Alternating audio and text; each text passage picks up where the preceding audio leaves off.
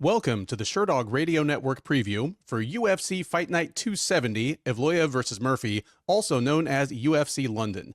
I'm your host, Ben Duffy of Sherdog.com, and with me, as usual, is Keith Schillen, the executive producer of the Sherdog Radio Network. Keith, how you doing today? And apologize to all the good people. Yeah, I apologize. I couldn't do the show last night, so that's why you got pushed back a day. But I'm doing good, man. I'm excited. I think this is a good card.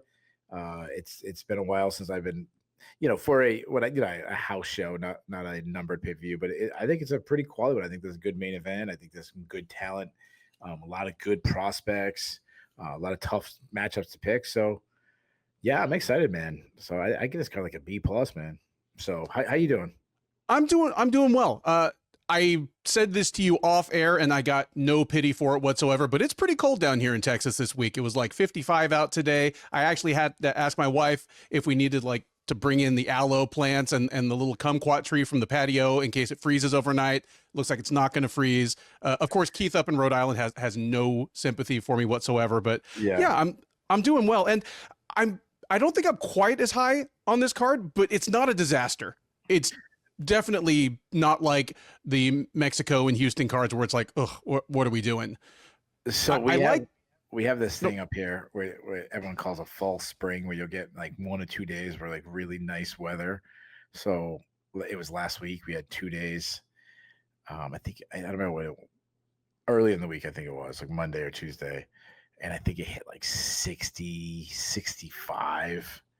And we were like, I was outside with t-shirt on. Everyone's driving around with their windows down. People are like, why isn't the ice cream shop open? And you're at 55 and you're like, get the coats out, get the winter, get the gloves, get the winter hat. Yep, absolutely. You can see the little skeleton guy I've got over here has got his little beanie on to keep him warm because he doesn't have any body fat. This card, I like that you mentioned prospects because there are a number of undefeated fighters on this card. Obviously, it's an undefeated versus undefeated main event. It's been a while since we've had that, but there are a ton of either debuting or recently debuted fighters that still have an O in the loss column, and a lot of them have fewer than 10 career fights. So we're basically still trying to figure out whether they're actually any good or just haven't run into the right opponent yet. And it being a British card and a lot of these being British prospects, it almost throws me back 20 years to when Michael Bisping joined the UFC and there was this just flood of every decent fighter in the UK got signed, and then they sort of sorted themselves out. You had like just your Terry Adams and Paul Kellys and Paul Sasses, just 15 guys all named Terry and Paul with free haircuts joining the UFC at the same time. I'm going to ask you the usual questions we ask about these cards. We've already gotten the letter grade out of the way. You said B+. I'm going to give it a B. Normally, I would ask you who on this card is closest to a title shot with a win, but we've been told that the main event is explicitly a title eliminator. So outside of that one, which would you say is the most divisionally relevant fight on this card? Well, I mean, Michael Page is always relevant. I know Patterson will put himself in a position if he gets a win. Also, I'd say not necessarily Dolidze in the sense, but if Duncan can beat Dolidze, he's kind of put himself in where he starts getting fight night main events, stuff like that. So I think those are probably the two that stand out to me. I agree with those two. Obviously, the two women's fights at the very beginning of the card, those are thin divisions, 115 and 135. So it's one of those things where anyone is 3 or 4 wins away from the top 10. We are going to be back to quizzing you about the betting lines. The people have demanded it. We're going to give it to them. Right off the top, there are some big favorites on this card. I'd like you to guess which is the widest betting line at UFC London. All right. So I was looking, and I was going to think Michael Page, but I'm not going to go Michael Page. I'm going to go the fight right before it, and I'm going to go with Baraniewski versus Austin Lane. You know what? That is up there. It is not the biggest underdog on the card, but you definitely did not embarrass yourself on that one. All right. Final question: which fight are you most excited for on this card outside of the obvious main event? Is that even the fight you're most excited for? I guess would be my question. No, I'm really pumped. I think the main event's really, really, it's a relevant fight, obviously, for the division. I also think there's two really good talents, two undefeated fighters. It's a very good main event. But I'm gonna and like Evloev, when like he can get in fights that are some fun scrambles that make it really fun. I know Murphy at times has been called. I mean, both guys have been called boring at times, but when they're on the top of the game, they're not boring. But a fight that I'm excited about that probably not going to get too much press is Wood versus Keita. Keita, I know I'm butchering his name, but I think that's Keita was supposed to fight Pitbull, and he had issues, so he didn't get that fight. But Nathaniel Wood's a tough fight in your UFC debut. I completely agree. Nathaniel Wood has already been a stumbling block for some very hyped people coming into the UFC, and I don't want to jump into previewing that fight before we preview it, but as I was sort of updating my notes, I was like, man, he is 6-1 since moving up to featherweight. Good grief. You have to do so much in that division to really stand out and get attention. And what better example than Nathaniel Wood, who, as I said, is 6-1 at featherweight, is not even on the main card, is not even the top prelim, and he is getting ready to welcome a guy in Losene Keita that is a serious prospect. Any other general thoughts on this card before we jump into these prelims? No, I'm excited to preview this one. I think this is a good card. All right. First up at UFC London, at least as the card is set up as of the beginning of fight week, is a women's bantamweight matchup between Melissa Mullins and Luana Carolina. Mullins, the 34-year-old Englishwoman, is 7-2 overall. She's 2-2 in the UFC. She's coming in off a loss. She fought most recently last June at UFC on ABC Hill versus Roundtree, where she dropped a unanimous decision to Daria Železniakova. She'll be looking to bounce back from that against Carolina, 32-year-old Brazilian, 11-5 overall, 6-4 since joining the UFC out of Season 1 of Dana White's Contender Series Brazil.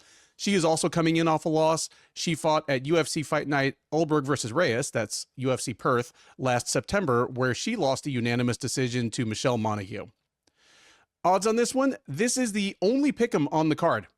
Carolina's -115, Mullins -105. Neither woman available for plus money, so it's effectively a pick'em. I thought Melissa Mullins actually should have gotten the nod over Daria Železniakova. Like it wasn't a robbery, but it was a very close, very competitive fight. If she'd gotten the nod there, she'd be 3-1 in the UFC, and they'd probably still have an English fighter in the curtain jerker, but it probably wouldn't be her. What I like about Mullins, and this is something that I feel as though I hammer on every single time we do one of these shows, but she's not a great athlete. She doesn't have a complete skill set, but she's got a couple of things that she does well. And she has the very underrated trait of knowing what she's good at and putting herself in a position to win fights. And it's not pretty. I mean, I guess she's kind of pretty, but her game is not pretty. I mean, she plods forward, and she is kind of a plodding bantamweight. She swings punches with both hands, and basically she's just wading into range so that she can get takedowns. And once she gets the takedowns, she's got good ground and pound. She is a submission threat. She's going to win a lot of fights in the UFC. I mean, I say she's a submission threat. She doesn't actually have any submissions yet, but like you see her on the ground, she is clearly someone who knows how to grapple. She's going to get a good number of wins in the UFC just by, again, knowing the things she's good at and putting herself in a position to leverage those against her opponents. A couple of years ago, this would have been a much more hostile stylistic matchup for Carolina. She's a little taller, lankier. She's a striker by preference. And early on in her run, she was really at the mercy of women who could take her down, or, she remained hittable on the feet. She, of course, got posterized by Molly McCann a couple of years ago. But at this point, she's moved up from flyweight to bantamweight. I think that's helped her, even though she's dealing with bigger women. I think she's put on a little weight herself, and she's still not a great defensive wrestler, still not a great defensive grappler, but at this point, they're throwing Carolina in against people that we know are going to try to take her down. And she's sort of just been thrown into the deep end of the pool. But dealing with Julia Stoliarenko, she knew exactly what Stoliarenko was going to do and didn't let her do it. Against Michelle Montague, who is a good grappler, just the fact that Carolina survived 3 rounds on the ground is actually kind of impressive to me. I think Montague is probably better than Mullins at what Mullins wants to do. So I do like Carolina in this one. I mean, give me Luana Carolina to win a decision here. I think Mullins is going to be trying to take her down, but she's going to get touched up a bit, trying to get into range. And Carolina is just not a complete dummy in terms of defensive wrestling and grappling anymore. So yeah, give me Carolina to win 2 rounds out of 3 in a pretty fun opener. Yeah, this I'm glad the betting line is close because I struggled picking a winner on this. You seem a lot more confident than I'm going to be in this one. Carolina, she, obviously you mentioned it. She's really long, lanky fighter. She's a very good offensive striker, Muay Thai style. She wants to work from distance. She has decent hand speed. She works between, behind a good jab, and then she'll throw some follow-up shots straight down the pike. She will load up at times and telegraph her shots, which is a mistake, especially against someone who wants to take her down. But big kicking game. She likes teep kicks. She likes cap kicks. Teep kicks are good for her to keep her distance. She will close the distance, use her big frame, and get into the clinch. And she's good when she's initiating the clinch. So she's on the offense. When she throws up knees inside really well. She's a terrible offensive wrestler, but to her credit, she did get some takedowns against Stoliarenko. I mean, it was more like reaction to Stoliarenko, what she wants to do. But she's a weak defensive wrestler. Like her wrestling has been inconsistent at times. Like her defensive wrestling. Sometimes I'm like, oh, she's turning the corner, and then all the time she looks bad. But if she's taken down, she's kind of clueless on her back. So if Mullins can take her down, that could be a wrap. Mullins, she isn't very technical on the feet. She's a little stiff. Her hands are slow. She throws mostly single strikes. She will load up, trying to land a big one. When she throws straight shots down the pike, she's much better. Being, her counter right being her best punch. She has some power, but her defense is bad. I mean, she doesn't move her head. She pulls her head straight back. She doesn't move her head side to side at all. It's mostly pulling her head straight back. She's eating a lot of shots. Nora Canella hurt her to the body. But you said she's an intelligent fighter. She wins rounds by getting takedowns. She likes to close the distance, just kind of grabbing. She's not a good wrestler. Like, she's not shooting takedowns well. But she will shoot for takedowns, but she's more like reaching, get to a clinch, look for body locks. If she gets to the fight to the ground, she advances position. She's got some busy ground and pound. She's got some good back takes. She doesn't have a submission yet, like you said. She's in submission there, but she has good cardio to go hard all 15 minutes. So this is a hard fight to pick because I'm not too high on either. I think they both have some big flaws. I flip-flopped a little bit. I favor Carolina on the feet. Obviously, I favor Mullins on the ground. I'm going to agree with you. I'm going to say Carolina keeps her distance, especially with her teep kicks. I say she wins the decision, but I have zero confidence in my pick. Strawweights take the cage next at UFC Fight Night 270 as Shanelle Dyer squares off against Ravena Oliveira. Dyer, the 24-year-old Englishwoman, is 6-1 overall. This will be her UFC debut. She fought on the Contender Series last September, losing a unanimous decision to Carl Foro. She is in the UFC anyway, unsurprising given kind of her highlight reel in PFL and her potential for star power, but she's coming in off a loss, and she is going to be facing somebody that is also coming in off a loss, in fact, in the form of Oliveira. 29-year-old Brazilian is 7-3-1 overall. She's 0-2 in the UFC. She made her debut all the way back in fall of 2023 at bantamweight, lost a unanimous decision to Tainara Lisboa.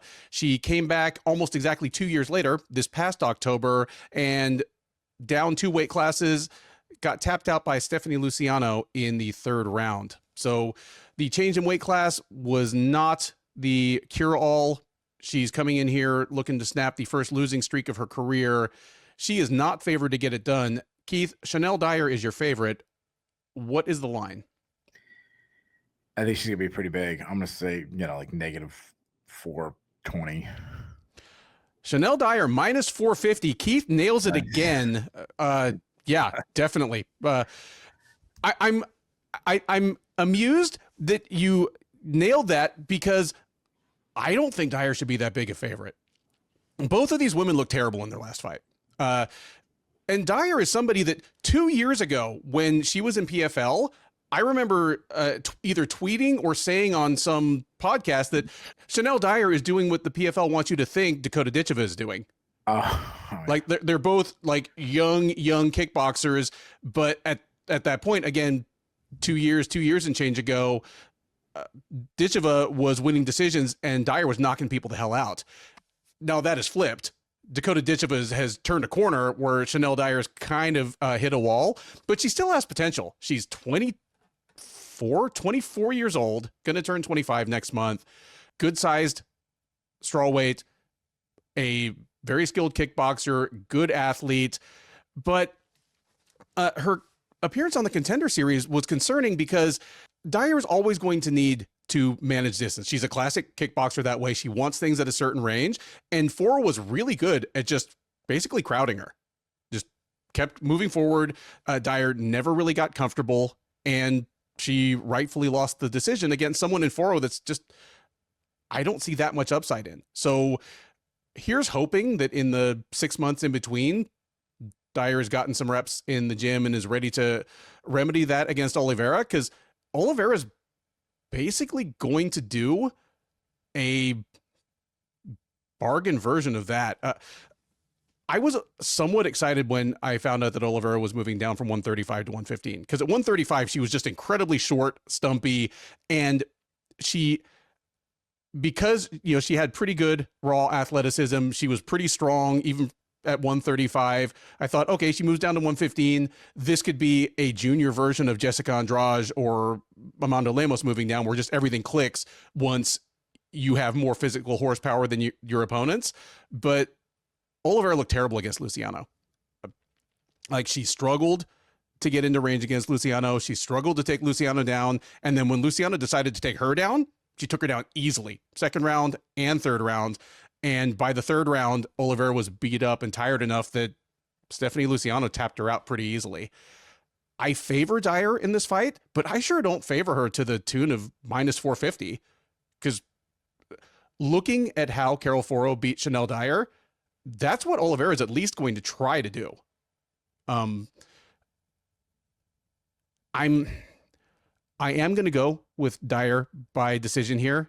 I'm thinking that even if Oliveira gets into range, she's not the kind of one-shot hitter that's just going to put Dyer away. If she takes Dyer down, like, Dyer might lose that round, but I don't think she's going to get pounded out or tapped out. So give me Dyer to stay on her bike, move laterally, dictate the distance in a way that she really wasn't able to against Foro, and get a decision. But again, I'm not minus 450 confident in this. Well, that's why I had it right at 420. That'd be perfect. How about the UFC? They have 14 fights on the card. Are they really going to start the card back-to-back female fights? The two female fights, like, really? Like, I mean, you can't put one, like, fifth fight, sixth fight. Like, it just, I don't know. Yeah, and meanwhile, they got to, because I can understand them wanting a British fighter in the first fight, get some butts in the seats, like, sure, specifically like a London-based fighter. But there are two lousy heavyweight fights on these prelims. They could have stuck one of those in the second spot. Yeah, exactly. But just classic UFC. Next they'll go with like a flyweight fight next or something. Like, do you think they think they're being like gentlemanly and chivalrous by like letting the ladies in first? Oh, that's what it is. Yeah, like, they're just holding the door for them. Yeah. Women and children first. That's what it is.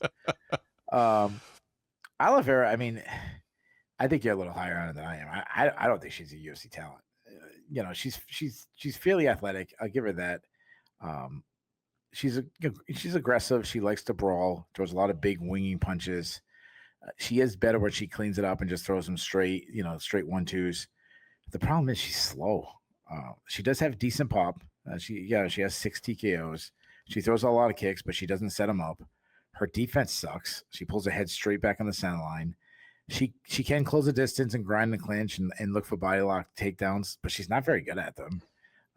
If she hits the ground, she is aggressive again. She has good ground and pound, but she is a bad grappler. I mean, she's been out grappled a lot in her career. Dyer, what I like about Dyer is she's only 24 years old. So, you mentioned that, she's still time to develop, and she's a Muay Thai striker. She's a little more elusive than your traditional Muay Thai striker. She'll move a little bit more. She's a counter striker, good volume, good jab, nice straight right. She got a good left hook. She's good at beating her opponent to the point of contact. Decent power, especially early in her career, but she's not, a one punch fight ending knockout, recently. A lot of kicks though, kicks everywhere. She will often throw kicks without a setup, but she throws a lot of teeps. I like that she ends combinations with kicks. She's got good step in knees. Defensively, she does keep her chin a little too high for my liking. For someone who's a Muay Thai striker, she doesn't wrestle a lot, but every once in a while she'll sneak in a takedown. Not the best top control though. That's not really her game. But she's shown her takedown defense has been inconsistent at times. Sometimes it's been pretty good. Sometimes it's been pretty bad. So we disagree here. We not disagree in who's going to win. I like Dyer. I like Dyer big, man. I think she styles on Oliveira. I think she easily wins all 3 rounds. I think she just picks apart from range. I think she's too fast. Give me Dyer by decision. And again, I don't know. I'm taking someone in the UFC debut at negative 450, but if this was like negative 220, I'd feel pretty good taking it. Lightweights are up next at UFC Fight Night 270 as Shamrock and Abdul-Kareem Al-Selwady are both still looking for their first win in the octagon. Rock, the 32-year-old Englishman, is 11-2-1 overall. He made his UFC debut last November at UFC Fight Night Sarukian versus Hooker after spending basically his entire career in Octagon MMA, where he never quite made it to the title, but he was definitely would have fought for it by now. He dropped a unanimous decision to Nurullo Alaev in his UFC debut. He will look to get his first win against Al-Selwady. 30-year-old fighting out of Dallas is 15-4 overall, 0-1 also in the UFC. He fought on the Contender Series all the way back in 2023. He made his UFC debut 2 years ago in March of 2024 against Loic Rajabov, getting knocked out early in the 3rd round. He's been on the shelf ever since. He's had multiple fights scheduled and has withdrawn with injuries, but he's here, still looking for his first win in the octagon. The line's pretty close on this one, so I will quiz you on it, Keith. Your favorite is minus 125, underdog plus 105. Who are they? Yeah, that's a tough one. I'll say Al-Selwady is the favorite. You are correct. Once again, all of you Shilling and Duffy listeners who enjoy the odds guessing game because it's fun to see Keith be ridiculously off. The man stepped up. The man stepping up his game. That's it. Like, come on, respect. I'm never getting wrong. That's it. Let's go. We're going pillar to the post on this one. I like Shamrock in the UFC, and I'm going to say the same thing I did ahead of his UFC debut. I don't necessarily like him as a contender, but if he's a guy that can at least win 2 for every one he loses and stick around for a few years, I think he'll become a low-key star. He's got that kind of personality. I think I said ahead of his debut, it's like a British Voltron of big British personality. He's got like a little bit of Paddy Pimblett, just sort of like goofy celebratory feel. He's got a little bit of Michael Bisping's just like vicious one-liners, a little bit of Conor McGregor's outrageousness, and even a little bit of that outlaw shine like Lee Murray, with the important difference that Shamrock was actually innocent. Like he's not like a terrible person like Lee Murray. So yeah, if Rock can win enough to stick around, win enough to get a mic stuck in front of his face a few times, he's going to be a fun dude for as long as he's in the UFC. You look at his ratio of knockouts to submissions, and it paints an inaccurate picture. I think he's actually a pretty good striker. He makes good use of his tools. He's a very tall, lanky, long-limbed, lightweight, and he's not always able to do it, but he knows what he needs to do. And he's at his best when he can keep things outside with his striking until he wants a takedown. If he can do that, he's going to beat some good fighters in the UFC. He struggled to do that against Nurullo Alaev, but you know what? Nurullo Alaev is undefeated, and he might be a contender a year or two from now. He's a very, very good fighter, and Rock was at least there with him. This will be interesting with Al-Selwady because, one, we haven't seen Al-Selwady for 2 years. You get a guy coming back after 2 years on the shelf with various injuries. There's always the question, is he the same guy we thought we had, 2 years ago? If he is, I think he's actually a good fighter too. Like, these are two guys that on talent could be fighting further up the card. Against Loic Rajabov, he actually looked good in that fight. Loic Rajabov is a good fighter, and Al-Selwady, I thought it was anybody's fight, and he was showing some good stuff. He had good lateral movement. He was showing good takedown defense against a guy that's at least a very persistent wrestler, and then he got clocked with one huge punch, and the fight was over. These things happen in MMA. Like, the knockout loss doesn't make me give up on Al-Selwady. It's much more concerning to me that, again, he's been laid up for 2 full years. Always hard to pick a fight where one of the fighters, again, we haven't seen in a long, long time. But I am going to go with Rock, just the slight underdog here. And I'm going to say he wins by doing a Shem Rock fight, that he is able to dictate the distance. He's going to be, a good bit taller and going to have reach on Al-Selwady. If he can stay on his bike to a certain extent, touch Al-Selwady up with, like his nice kicks up the middle, jab at him, and make sure that when the fight goes to the ground, it's because it's at the time, place, position, situation of his choosing. I think he wins here. And I'm going to say he picks up a decision. I think this one makes it to the final horn. Shamrock. That sounds like the type of drinks people are going to be getting tomorrow on St. Patrick's Day. So my friends always tease me because I like to post on St. Patrick's Day and remind everybody that St. Patrick wasn't Irish. He was English, and the Irish are actually the bad guys in the story. Yep. I know Europeans are like, what the hell are you talking about St. Patrick's Day? But in America, I think St. Patrick's Day is the stupidest holiday of all time. I just story time with Keith for a second. Has nothing to do with me, but it makes no sense to me. Like, this guy was a saint, and we celebrate his name by getting drunk for him. It's like 1,000 years from now, we're gonna snort coke from Mother Teresa. Like, what do we do? What are we doing? I don't know. It makes no sense. Anyways, and my grandmother, my English grandmother, used to always remind me that St. Patrick wasn't Irish. So, I'm sorry. I'm gonna find out when Mother Teresa's birthday is, and I'm totally just gonna you and Connor, some fat rails. you and Conor McGregor, yeah. Just go to town. She's clearly Connor's favorite. Yeah. Do some fentanyl for Billy Graham. What? Yeah, Shamrock. If this guy loses, he's a really good 0-2 fighter in the UFC. Yeah, he's southpaw. He lost his UFC debut, right? Yeah, he did. Yeah, but it was a good fight. Yeah, southpaw. Yeah, to 12-0 Nurullo Alaev. Yeah, he's southpaw. He's a Muay Thai striker. He does stand directly in front of his opponent. Stands a little too tall for my liking, but his offense is good. He's got a good straight left, nice check right hook, good kicker. Throws kicks up to the head very easily. Good dexterity in his kicks. He loves question mark kicks. He loves teep kicks. He likes those John Jones mean oblique kicks. He will close the distance and battle in the clinch. He'll look for takedowns, though I wouldn't categorize him as a wrestler. But he's a good grappler. He's got some slick back takes. He's got 9 subs on his record. He is a bad defensive wrestler, but he's one of those guys he's more of a grappler. He doesn't really care. But when he's been taken down, he's hard to hold down. Al-Selwady, he's a very good athlete. Uses a lot of movement. He's a good striker.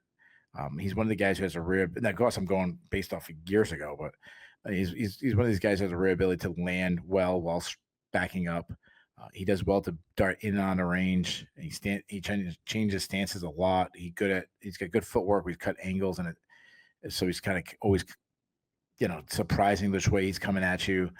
Has good output on the feet, a lot of variety in his strikes. He throws a lot of like step and elbows.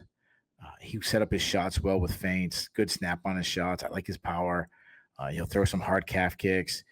He sets up his takedowns behind his striking well, and he's not a bad wrestler at all. He's got some fast entries, good reactionary double when his opponent kind of over pursues. And he has the mindset to keep pursuing the takedown, even if he misses it.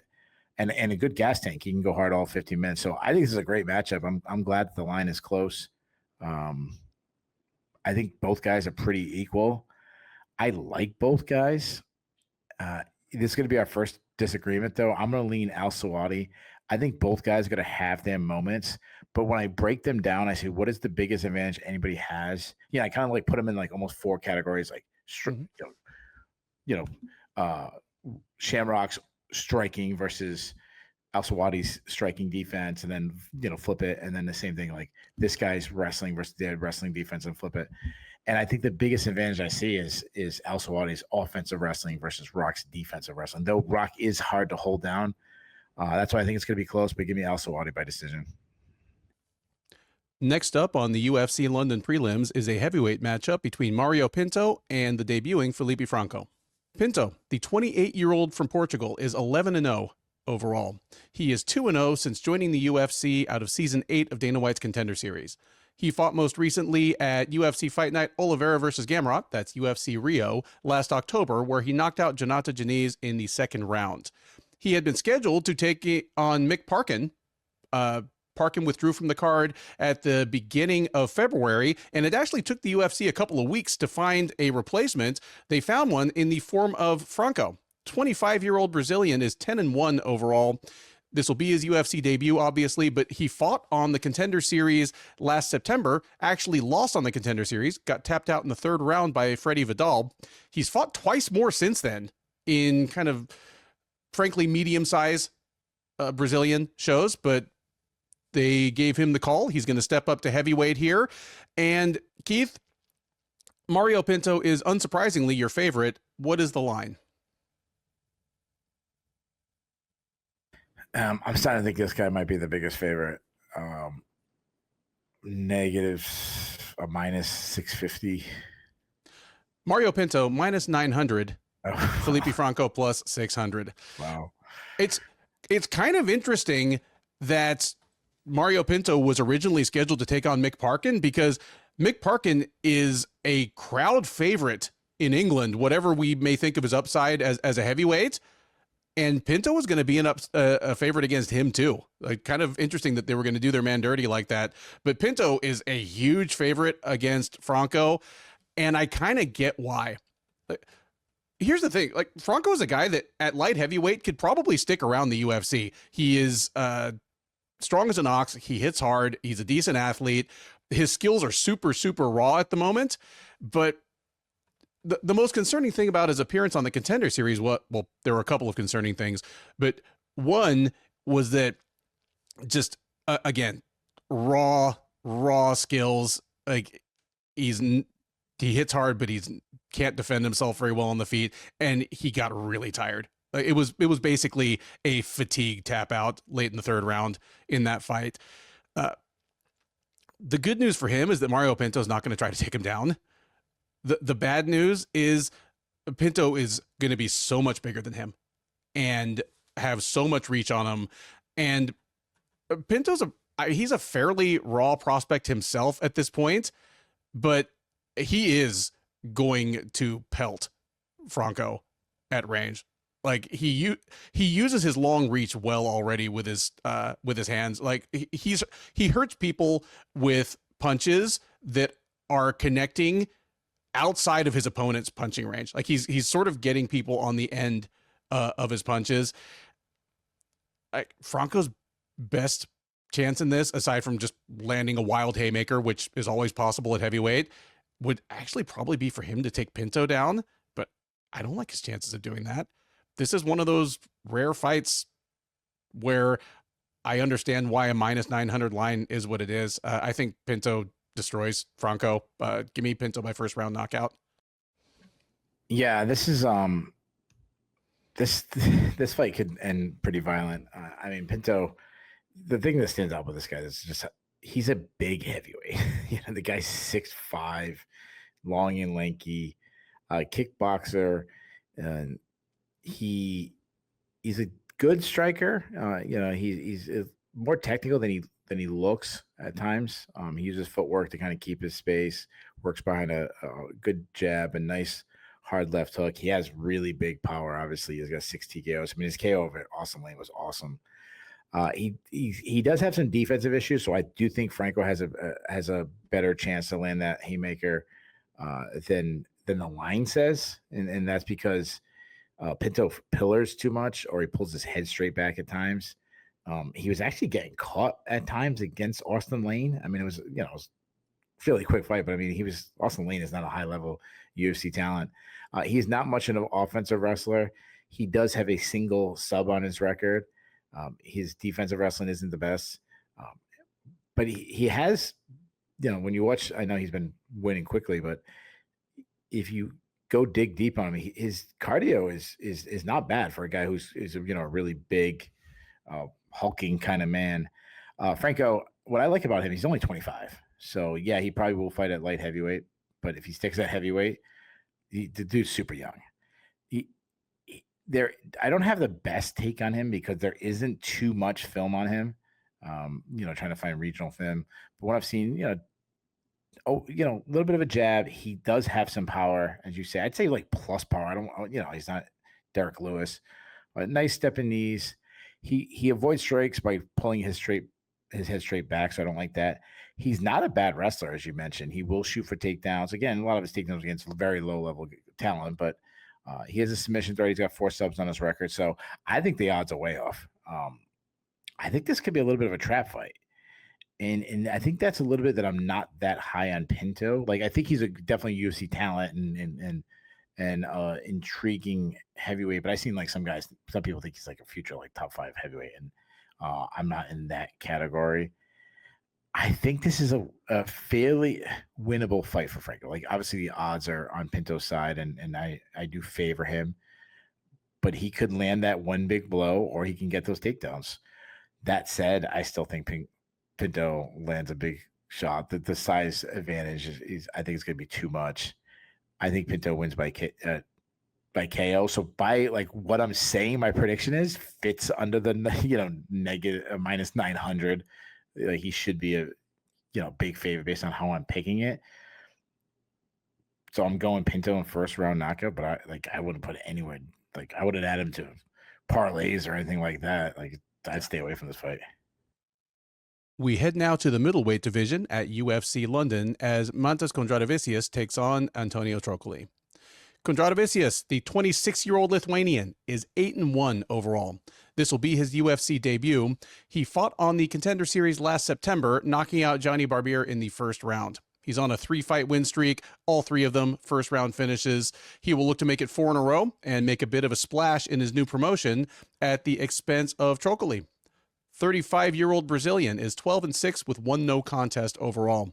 He is 0-3 in the UFC. He fought on the Contender Series all the way back in 2019. He won. It was overturned when he tested positive for, I forget which performance-enhancing substance it was, but it was an actual PED, not just like weed or something.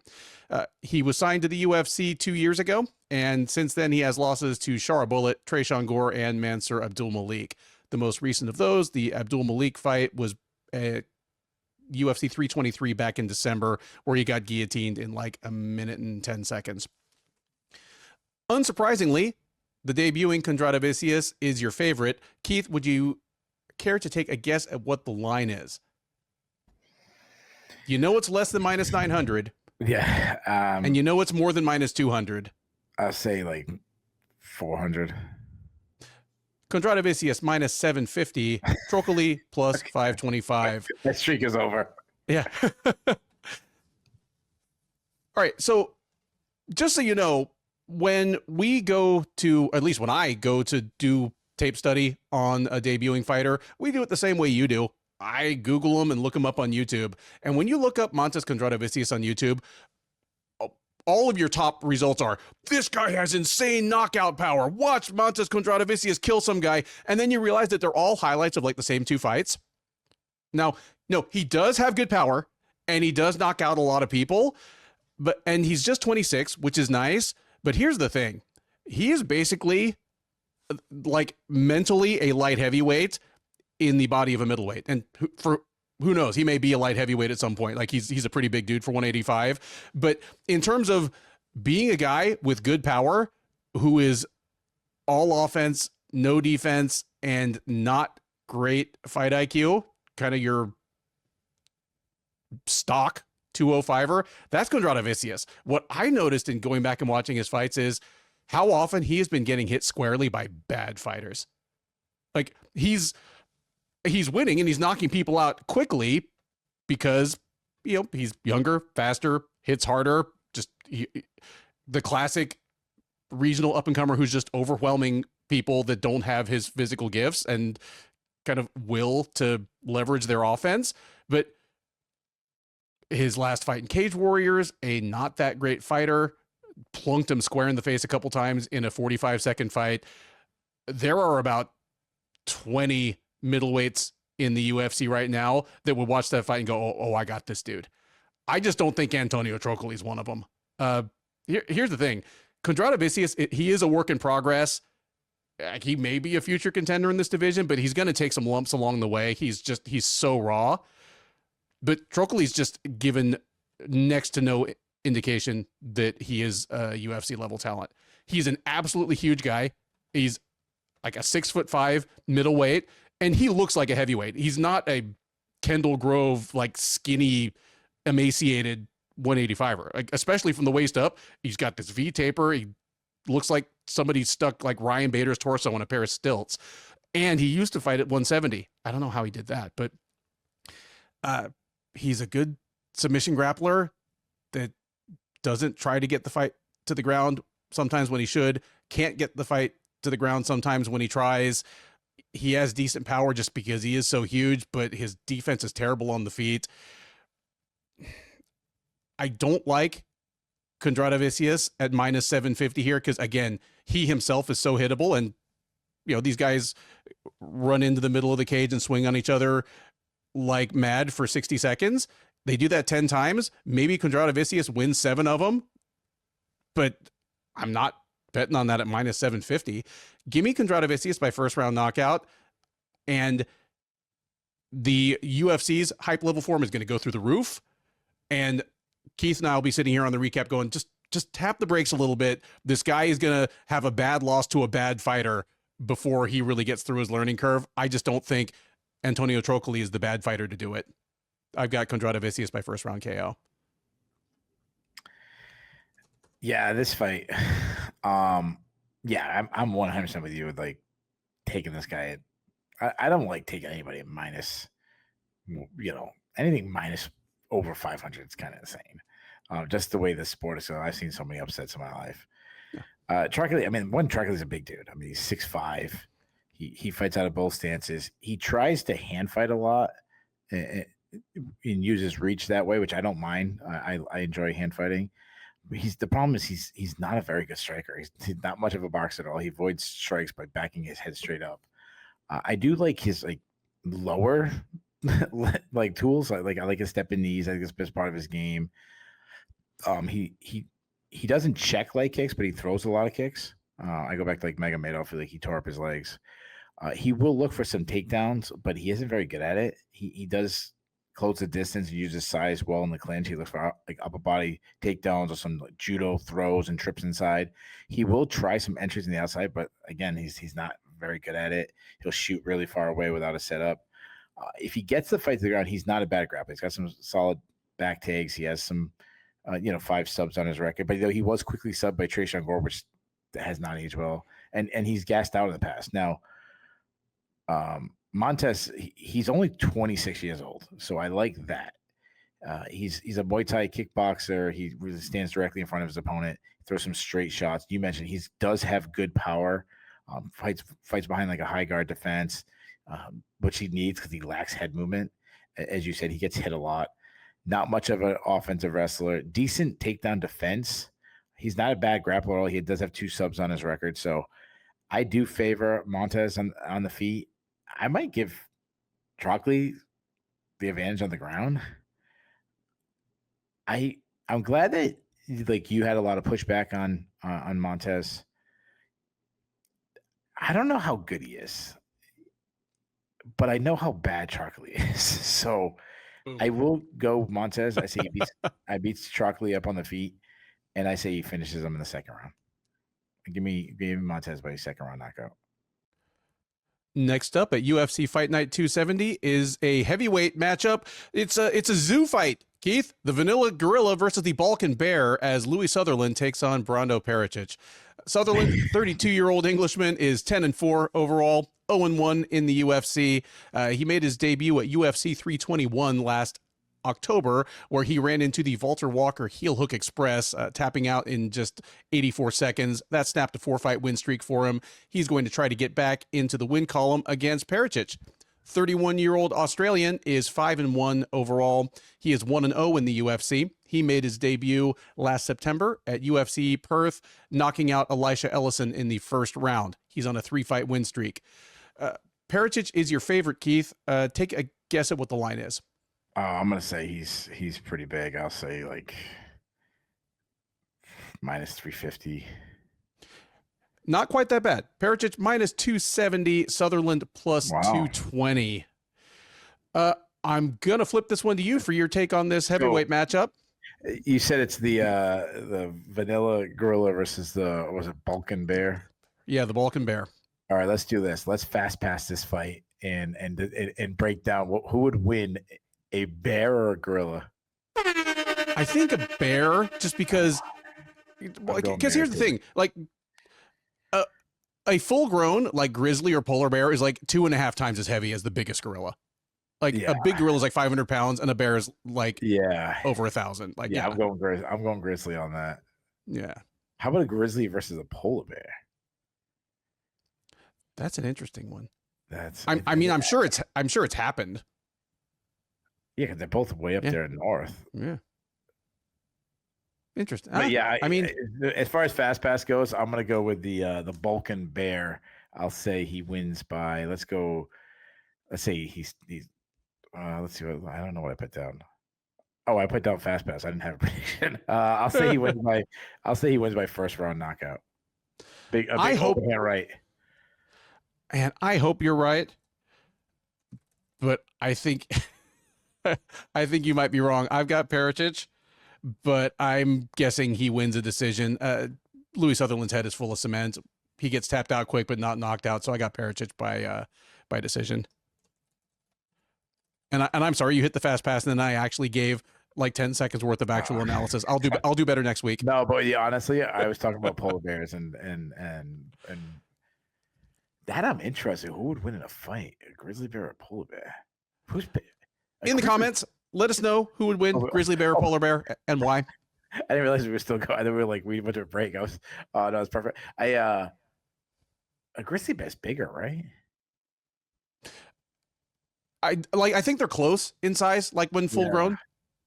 It's funny. We have a zoo here, Roger Williams Zoo. Everything first of all, everything Rhode Island is named after Roger Williams, the founder of Rhode Island. But didn't you go to Roger Williams University? I did. Nice. Look, good memory. Yes. So yeah, but that's like I went to Roger Williams High School, went to Roger Williams Elementary School. We had a polar bear here. It was like the big attraction of the entire zoo. Like the logo of the zoo is like a polar bear's face. Like the mascot's a polar bear. Then like the polar bear died like 20 years ago. And they still have this. They had this beautiful like polar bear exhibit. Like you could go up top and see him up top, or you went down, you could see him underneath the water swimming. And then he died, and they just like put penguins there now. It's like so like. And then I even like the giant penguins, like the little small like mini penguins. It's just like, really, guys? At least like change the logo and the mascot. The false advertising logo. People are expecting the polar bear, and they get give them zombie eyes or something. Dude, if the zoo had a zombie polar bear as its logo, I would do one of those like family support memberships and get my name put on one of the little bricks outside the entrance or something. Even though I don't live in Rhode Island, that would be the coolest thing ever. How about just like a skeleton of the face, like a skeleton face for a polar bear? That'd be a terrifying place to take your kids. I think maybe Ben, we might have to open up a zoo. I'm here for it. Absolutely. Just have dead animals instead. Like no animals, just the skeletons. I think that's just called a restaurant, but okay. Yeah. I'll call my my taxidermist, the guy I met in Canada. Oh, that's right. Oh man, that was a story time from a year or 3 ago. Yeah. Really, I just wanted to stretch this out long enough that people couldn't guess just from looking at the timestamps which was the fast pass. There you go. Featherweights are up next at UFC Fight Night 270 as Nathaniel Wood welcomes Losene Keita to the UFC. Wood, the 32-year-old Englishman, is 22-6 overall. He is 10-3 in the UFC since joining as the former Cage Warriors bantamweight champ. He joined the UFC as a bantamweight, but as I mentioned during the intro, he moved up to featherweight a couple years ago, and he is 6-1 in his new weight class, including wins in his last 3 fights, dating all the way back to the beginning of 2024. He fought most recently at UFC 321 last October, where he won a unanimous decision over Jose Delgado, a win that continues to age well for him. He will look for his 4th straight here against another hot prospect in the debuting Keita. Keita, 28-year-old, I believe he's Senegalese, but living and fighting out of Belgium, 16-1 overall. While this will be his UFC debut, he was a lightweight as well as featherweight champ in Octagon. Keith, Keita is your favorite in this fight. Take a guess at what the line is. Oh, probably way too favored, like minus 250 or something. It's minus 220. Wood plus 180 as your. You know, some guy's going to be in the comment and be like, Ben, you said he's from Senegalese, and you know you're a casual. He's from Western Senegalese. Everyone knows that. And you can't please people. Like my command of geography and languages is better than my command of MMA scouting, if we're being honest, but there's going to be somebody that picks at me in the comments. Like I've said this before, like if you give me a blank map with the boundaries drawn, I'll be able to identify 98% of the countries for you. I might get a couple wrong, but I'll have a hard time finding Africa. And I lived like in the Middle East for a year. 2 things can be true at the same time. 1, Nathaniel Wood is underrated and slept on. 2, Losene Keita is a legit, for real, exciting prospect to have in the UFC. Those are both. Those can both be true at the same time. Yeah, like because here's the thing. And sorry to interrupt you. Then Wood could beat Keita, and he's still a legit prospect. Keita could absolutely steamroll Wood, and Wood is still underrated at some time. Yep. So this is one of those. And here's the thing: Wood has done this already. Like he beat Jose Delgado. Delgado is still a super legit prospect.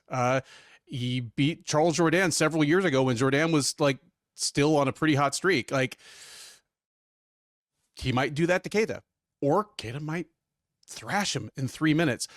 For what it's worth, like I said, Keita has fought at lightweight as well as featherweight in Octagon. He won the belts in both divisions, and it wasn't one of those things like everyone seems to do in Cage Warriors because they want to be the next Conor, where there'll be featherweight, they'll move up and fight for like the vacant lightweight title, never defend it, and then get signed by the UFC.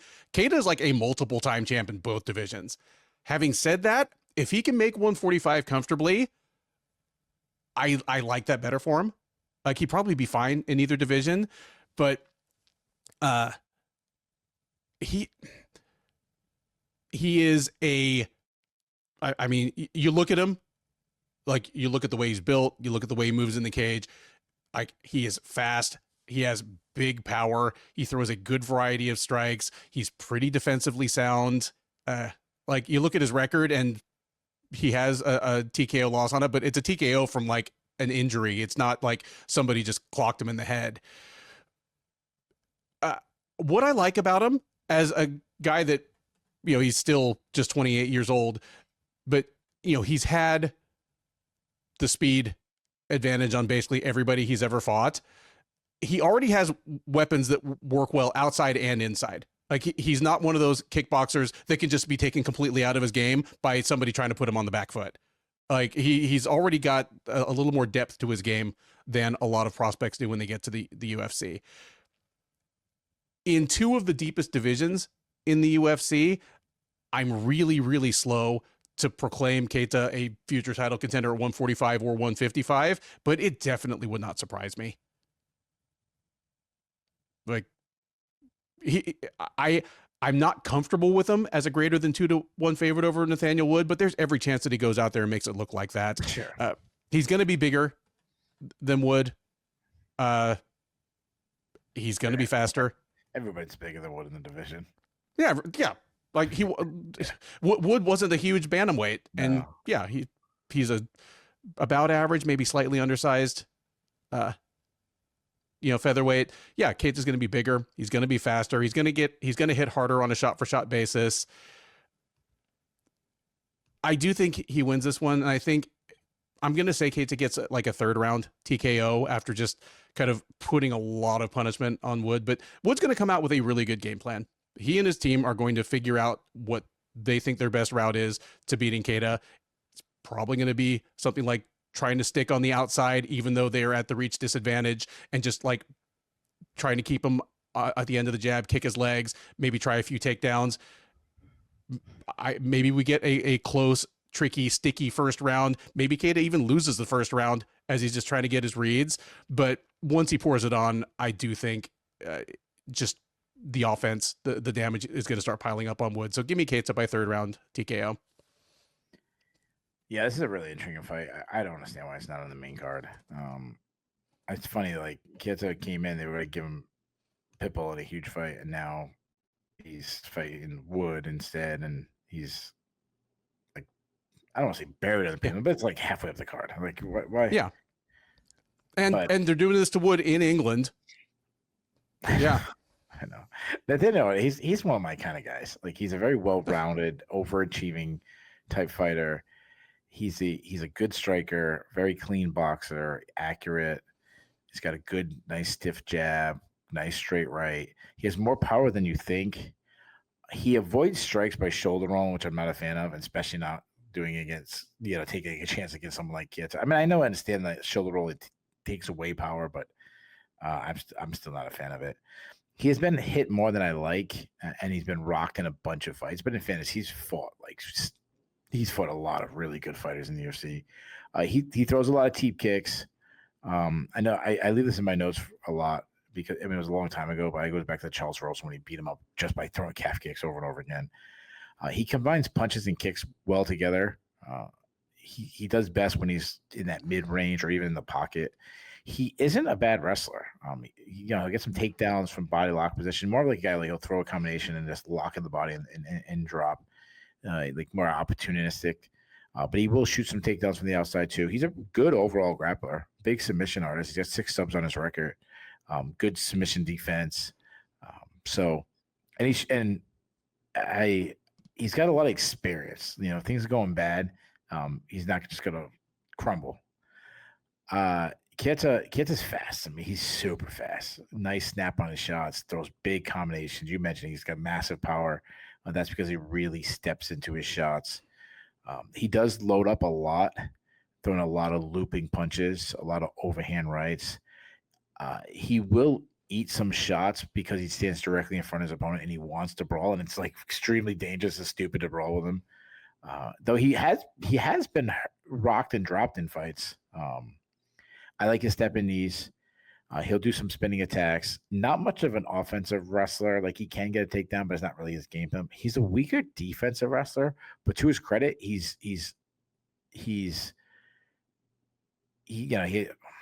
hasn't like been subbed on the ground, or like he's competent there. Not, still needs to improve his get up game. And he has no subs on his record. So this is a fun fight, man. I do think the line is too big. Wood is going to have to survive the big shots.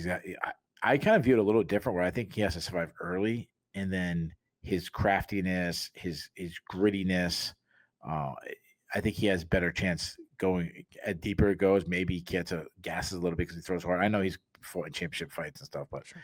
you know, first UFC fight. I understand he came out of like a really good regional scene, but there's nothing like coming into the UFC. No. I could see Wood getting a few takedowns. I think both guys are going to have their moments. I think the fight's going to be super close. I think we might even go to a decision, which I think if going to a decision is not good for Keita, I'm going to go with the upset. I'm going to say my man Nathaniel Wood pulls off a pretty big upset. Give me Wood by split decision. I love it. Like, I'm not rooting for or against either guy, but I love the respect for Wood's game, and what you're describing sounds like a hell of a fight too. So next up at UFC London, and at least as the card is constituted as of the beginning of fight week, the top prelim is a lightweight matchup between Mason Jones and Axel Sola. Jones, the 30-year-old Welshman, is 17-2 with 1 no contest overall. He's 3-2 with 1 no contest across 2 separate stints in the UFC. He was released by the UFC all the way back in 2022, went back and won the Cage Warriors title again, was re-signed last year, and he's 2-0 since being back, with a win over Jeremy Stevens last May, and then a second-round knockout of Balaji Oki in September at UFC Fight Night Imavov versus Bahalio. He's on a 6-fight win streak overall. He's going to look to extend it to 7 against Sola. 28-year-old Frenchman is 11-0-1 overall. He's 1-0 since joining the UFC as the former Aries FC lightweight champ. He made his UFC debut back in September at the same Imavov versus Bahalio card, where he knocked out Reese McKee in the 3rd round. Apparently on a quest to knock all the fighters from Wales out of the UFC. Sorry, Portia. The line is close enough on this one that I'm going to quiz you on it, Keith. Your favorite is -120, underdog +100. Who are they? Jones is the favorite. Keith strikes again. Mason Jones -120, Axel Sola +100. Break down this fight for us. Tell us how you think it goes. Yeah, so I just said like Wood fight should be higher. Like I think Wood fight should be higher than this one. But that I don't want to take away from the fact that this is a really good fight. Like this is a good scrap. This is a good action fight. So I just want to like point that out there. Like it goes back to what I said in the beginning. I think this is a good card. Mason Jones, a guy I've kind of liked him. He's a pressure counter striker. Really good output on the feet. I'd say solid boxing, keeps everything nice and tight. Works behind a good jab. Likes to slip and rip. He slips to get out of the pocket, and that's when he unloads some big combinations. He's a bit of a brawler. Has good power, really good power. I like his kicks. His durability has been an issue. He's been hurt in a bunch of fights, but that's because that's the style he fights. He fights in big action fights. He's a good wrestler, fast entries, got some good ground and pound. He has 3 submission wins. If he's put on his back, though, he does struggle to get back up. I mean, he couldn't get off the bottom against Ludwig Klein, but I think Klein's really underrated. Axel Sola, he's good. I mean, I think he's a good addition to the UFC. Southpaw, he works behind a good jab. He has plus power. Those are a lot of hard calf kicks. Not much of an offensive wrestler, but if he gets on top, I like his ground and pound. He's a weaker defensive wrestler.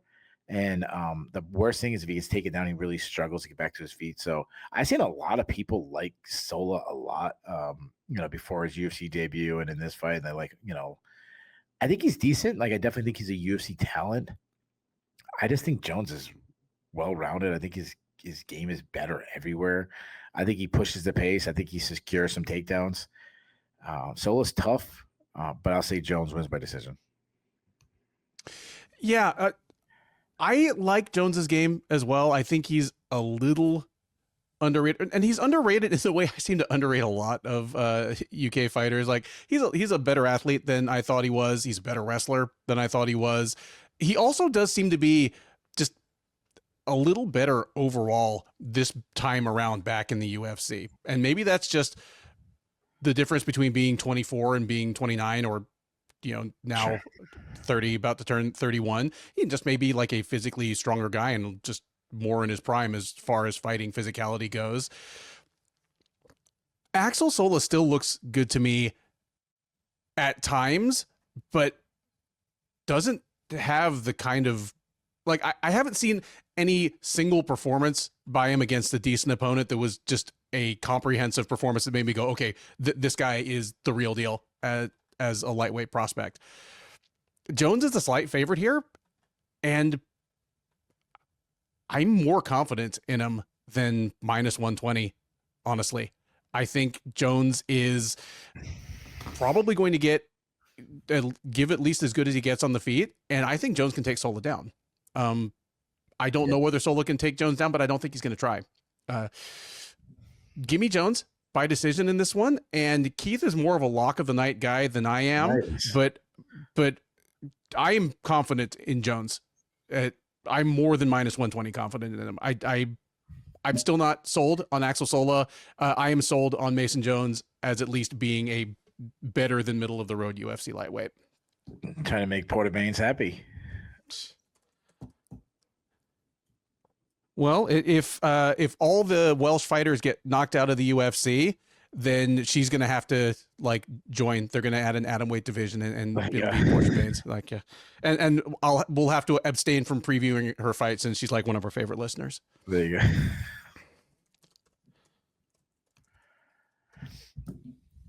And if she gets whooped, well, she can be her own paramedic, I guess.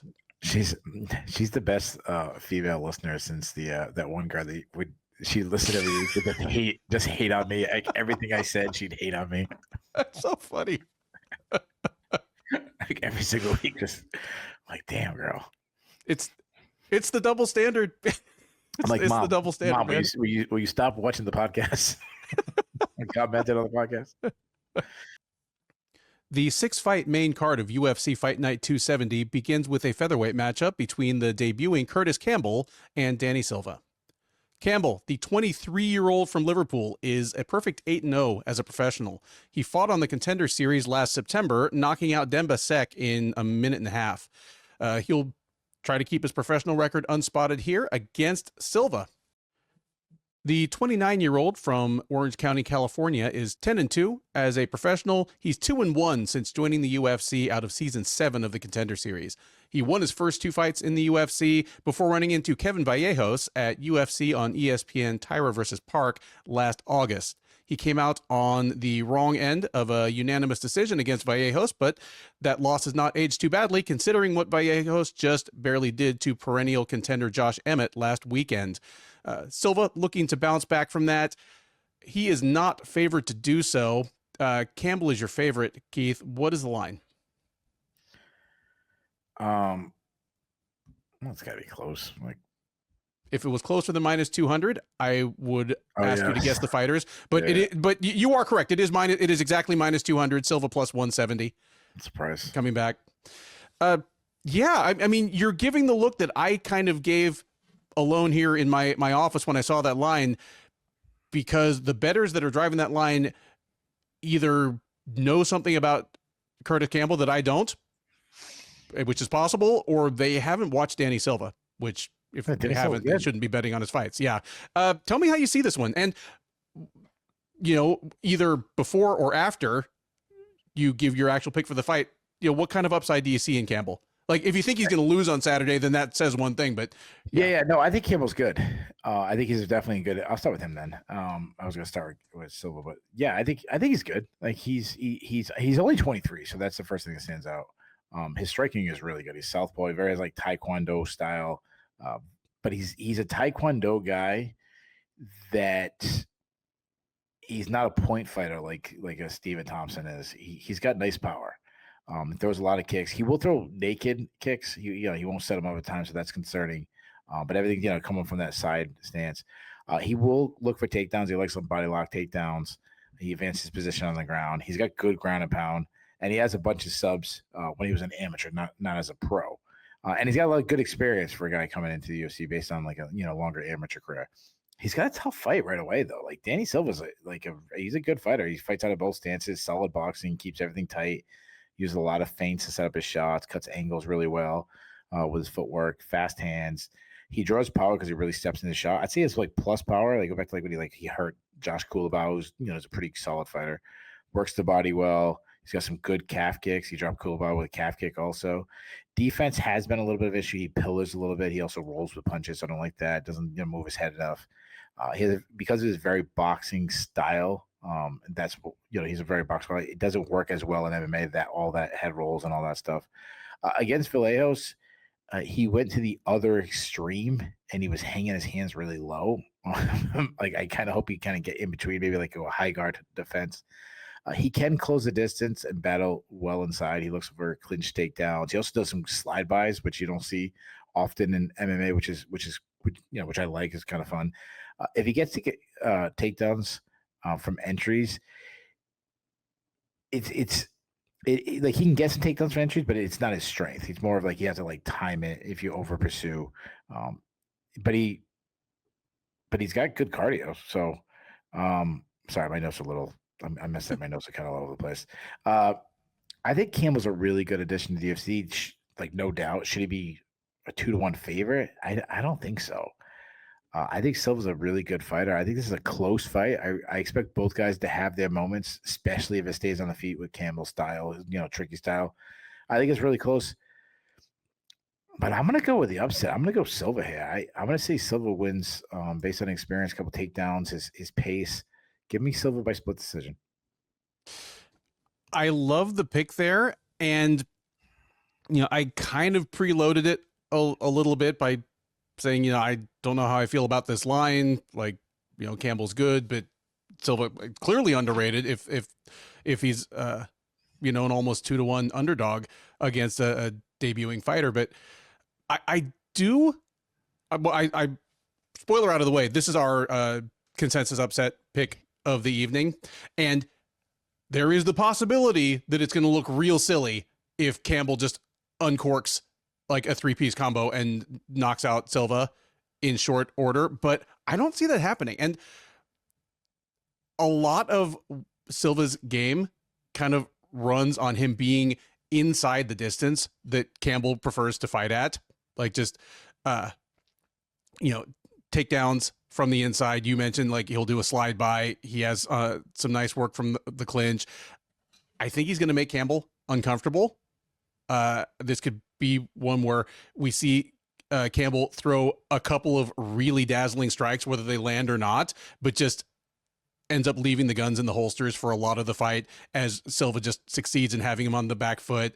I think whatever clinch situations or whatever moments near the fence we get, I could see Silva kind of pushing the younger, shorter guy around a little bit, just with his physical strength. He's a taller, more muscular guy than I think a lot of us give him credit for. But yeah, give me Silva as well by upset here. And yeah, I'm glad that you seem to feel similarly to the way I do on this one. Next up on the UFC London main card is a middleweight matchup between Roman Dolidze and Christian Leroy Duncan. Dolidze, the 37-year-old Georgian, is 15-4 overall. He is 9-4 in the UFC. He is 7-4 since dropping from 205 to 185 pounds. He did lose his last time out. He fought most recently last August in the headliner of UFC on ESPN 72, where he was on the wrong end of Sherdog's beatdown of the year, courtesy of Anthony Hernandez. That snapped a 3-fight win streak for him. He'll look to start up a new one here against Duncan. 30-year-old Englishman is 13-2 overall. He is 6-2 since joining the UFC as the former Cage Warriors middleweight champ. He is on a 3-fight win streak dating back almost exactly a year. He fought most recently last November at UFC Fight Night Bonfim versus Brown, where he knocked out Marco Tullio in the second round. He will look to make it 4 straight here, certify himself a contender in this division. He is favored to do so. Keith, what is the line? Wow, I didn't even know if he'd be favored. Like minus 210. This is the classic Keith that you've all been tuning in for. Christian Leroy Duncan minus 450. Roman Dolidze plus 350. Damn. I know Anthony Hernandez beat Roman Dolidze up, but damn, dude. Yeah. He's a ranked fighter in Sherdog. Yep. Yeah. Dolidze's a good fighter. And specifically, he is good at some things that make it possible to plot a plausible route to victory for him. That, of course he is. Again, if you're good. Exactly. If you're a regular viewer, you know my routine. If there's a favorite greater than about -400, I'll start with the underdog and say, okay, if he wins, what does it look like? Is it something we've never seen before? Is it something that would require just weird chance or his opponent making a huge mistake? And in this case, no. One, Roman Dolidze hits like a truck. And while Duncan is a more diverse and fluid and technical striker, Dolidze is a good stand-up fighter. He has knocked out a lot of dudes. So that's one way. Two, Dolidze is an absolute physical hoss and is a good offensive wrestler and a good topside grappler. And while Duncan is very underrated in those areas, if Dolidze takes Duncan down while they're both fresh, Jack Hermanson is a great ground fighter, and Roman Dolidze put him in a scorpion deathlock and punched his head in. So there are routes to victory for the underdog here. Having said that, if Duncan, like I said, this is a big step up competition. Duncan, like who's Duncan's best win? Eric Anders. If Eric Anders is your best, it probably is. His best win is probably a competition for him. It's a step up in competition, absolutely, because Dolidze is a top 15 fighter. And like I say, I'm not -450 confident in Duncan to win this, but if he wins it, this is a setup for him to look like $1 million, because one, Dolidze is strong as an ox, but Duncan is going to have reach on him, be much quicker and more fluid. And like I said, he's just a more technical striker. He's better at setting up his strikes. He's better at throwing in combination. This could be a thing where Duncan touches up Dolidze a few times, gets Dolidze biting on feints, and then just uncorks a head kick that is instantly in the running for Sherdog's knockout of the year. That would not surprise me at all. I kind of like this as a setup, because ultimately, obviously, it's more fun if a stadium show in London has at least some of the Brits on the main card win. We always want a moment where Molly McCann is carrying Patty Pimblett around the cage and they're crushing plastic cups of beer on each other. That doesn't happen if Roman Dolidze punts Christian Leroy Duncan halfway into the upper deck. Yeah. But I also like Duncan as a prospect, and because of that, I want to see him tested against a guy that can legitimately threaten him with some things. That's Dolidze. I'm picking Duncan to pass the test, and I think it's probably one of the ones where by the finish, it's going to look like just an uncontroversial level up moment. Like I'm picking Christian Leroy Duncan by highlight reel knockout, but I have the feeling that he's going to have to do some work to get there. What works in his favor is that Dolidze, his cardio doesn't fall off a cliff, but he does slow down a little bit as a fight goes along. Thus far, Duncan really hasn't. So I could see it being a close first round, Duncan being a little tentative, wary of the power, maybe has to fight off some takedown attempts. Dolidze constantly trying to bull forward and shove him to the fence and clinch with him. But as Dolidze slows down, Duncan really pulls away. Give me Duncan by highlight reel knockout, probably late in the second round. Yeah, I'm sitting there, I'm looking at this card, and I mean, we'll get to the co-main event, and like why is it co-main event? But you can make an argument that this should be the co-main event. Like this isn't based on rankings, based on, I agree with you. Like Duncan's a good, I don't want to say prospect, but he's a guy rising up. Like he looks good. I'm surprised it's not higher.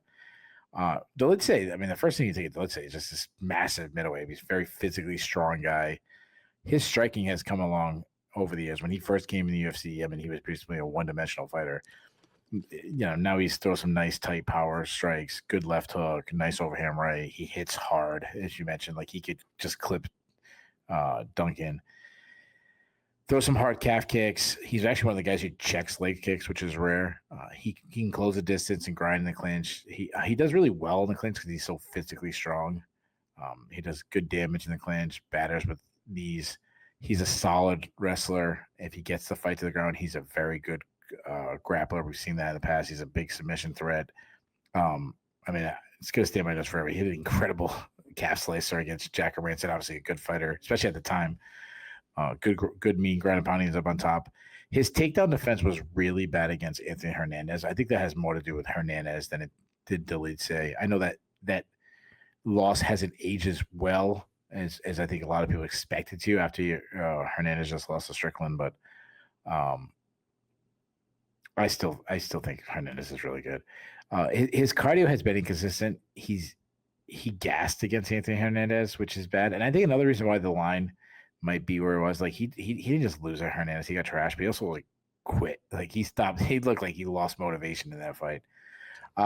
Duncan also is a big middleweight. He's a very good athlete. He fights out of both stances, good footwork, elusive with his movement to kind of keep his distance. He uses a lot of hand fighting due to his size to keep his distance, which I do like. He hates being pressure though. He wants to keep his distance. He doesn't want to have to like fight off his back foot. He's got fast hands. He's accurate. He uses feints really well to set up his shots. He throws combinations, which I like. He looks for uppercuts inside, which it's become like a rare part of MMA. He's been showing that he's been adding power recently. He does well to land elbows inside when his opponents get too close to him. Defensively, he does stand a little too tall for my liking. He needs to tuck his chin more. It's been a long time ago, but like the last time he faced someone on this level was against Gregor Rodriguez, and Gregor Rodriguez was landing way more than I like. He's a big kicker. He targets all areas of the body. He likes teep kicks. He loves those inside kicks, which I like. He'll go low with an inside kick and then follow up with a bunch of combinations. He'll toss a lot of spinning attacks out there, wheel kicks, spinning back fists. He does a lot of them. He almost spins too much. He also likes to go airborne. He'll do some flying knees. He's a way, way better wrestler than when I first expected him to be when he first came to the UFC. And he wrestles a lot. If he gets to fight the ground, good ground and pound. He is hard to take down. And he showed good, to his credit, he got beat up by Gregor Rodriguez, but he showed good submission defense in that one. So this is one of the best fights on the card. I think Dolidze is better than he showed against Hernandez. Duncan has been inconsistent at times. When he's good, he's amazing. When he's bad, he's disappointing. I am leaning towards Duncan, nowhere near what this line is set at. I say it does have a feel of a like passing of the torch fight. I say Duncan just kind of gets the edge everywhere. I don't think he trashes Dolidze. Like you're kind of leaning. I think he just, he's sharper on the feet. He stuffs some takedown attempts. Maybe gets a takedown attempt himself. Pulls away a little, looks better in the third than he was in the beginning rounds. Give me Duncan by decision. Light heavyweights are up next, assuming somebody's weight cut goes all right, as Ivo Baraniewski tries to stay undefeated against Austin Lane. Baraniewski, the 27-year-old Pole, is 7-0 as a professional. He is 1-0 since joining the UFC out of Season 9 of Dana White's Contender Series. He fought on the Contender Series last September, then made his UFC debut at UFC 323 in December, knocking out Ibo Aslan in the first round. He will look to keep his record perfect against Lane. 38-year-old Floridian is 13-7 with 1 no contest overall. He is 1-4 with 1 no contest since joining the UFC as a 2-time veteran of the Contender Series and as the former Fury FC heavyweight champ. He is on a 2-fight losing streak, comprising both of his cage appearances of last year. He got knocked out in the second round by Mario Pinto in March, then got choked out in the first round by Vitor Petrino in July. He is looking to turn around his fortunes by dropping from heavyweight to light heavyweight here. Whether he makes it, we'll find out on Friday, but Baraniewski is your favorite in this fight. Keith, take a guess at what the line is. I would guess it's big, like minus 600. It is exactly minus 600. Keith, nothing but net. Nice. Ivo Baraniewski, it's pretty impressive that this is a 27-year-old who is less than 3 years from his pro debut. And I'm not going to claim that he is a finished product in any sense of the word, but he already has a more composed and complete game than a lot of people that have been, especially in the light heavyweight division in the UFC, for a long, long time. Like, I am more confident that Ivo Baraniewski is not just going to go out and do something dog stupid and get himself trashed than I am about Iwan Kudalaba or Johnny Walker. Those guys have been pro since Baraniewski was in junior high school. He is a former judoka, like never quite an Olympic level judoka, but he's a guy that represented Poland in like the European championships and on like the national team multiple times. But in MMA, at least at the kind of contender series, / UFC level, he's done pretty well just as a slugger on the feet. Like I say, he's a big framed guy. He's a good athlete.